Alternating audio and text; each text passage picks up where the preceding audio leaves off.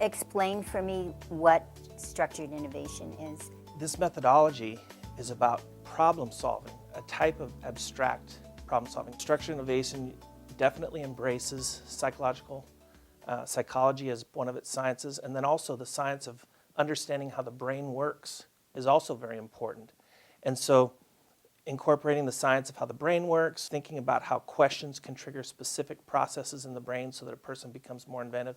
When you're facing a problem that you have no idea what method to use to solve it, that's what structured innovation is for. It's for handling uncertainty, for retiring uncertainty, and solving problems where you don't know what to do.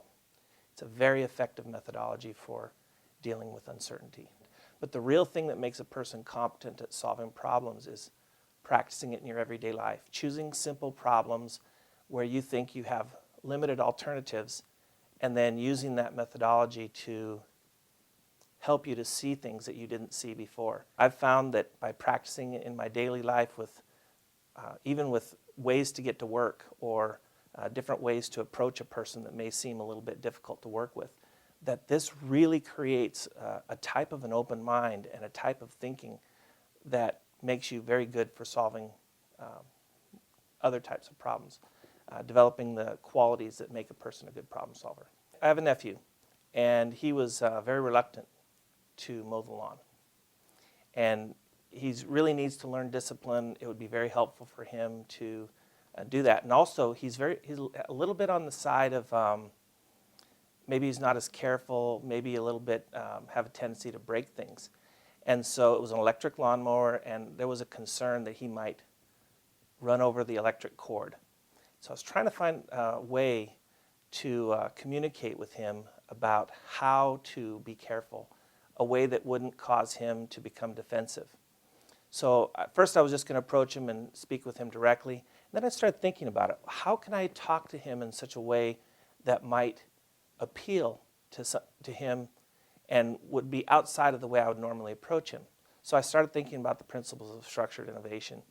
There's many different principles you can apply, but in this particular case, I decided that to choose his viewpoint and look through his eyes and see the world in his way. So one of the things I noticed that he's very mechanical oriented.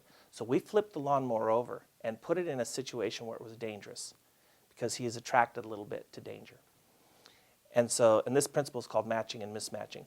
So by flipping the lawnmower over and having that rotating blade, we turned on the lawnmower and allowed that blade to be turning while we both stood there right over the top of it and watched it.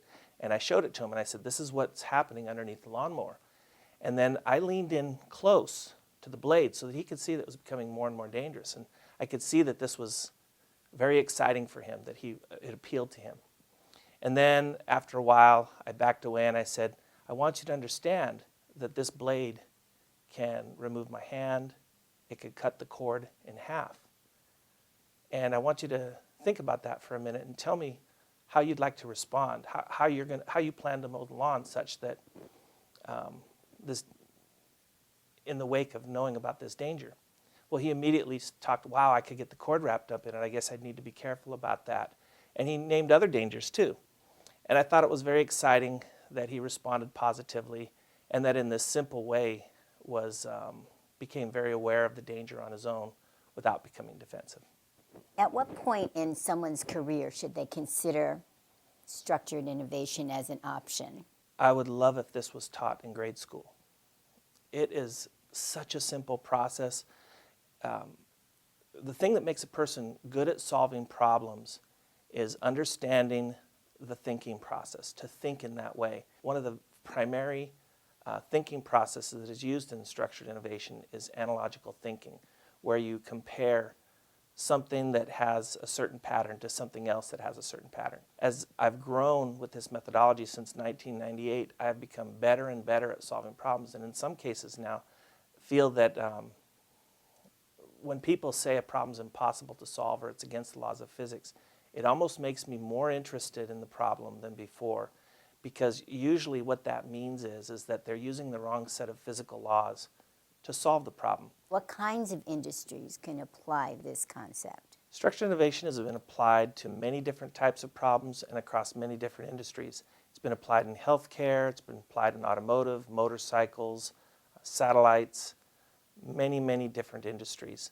Some of the big companies that have employed this, Boeing, Space Systems Loral, Hewlett-Packard, Samsung, some of the most inventive companies in the world that are on the Fortune 1000 list have used this methodology.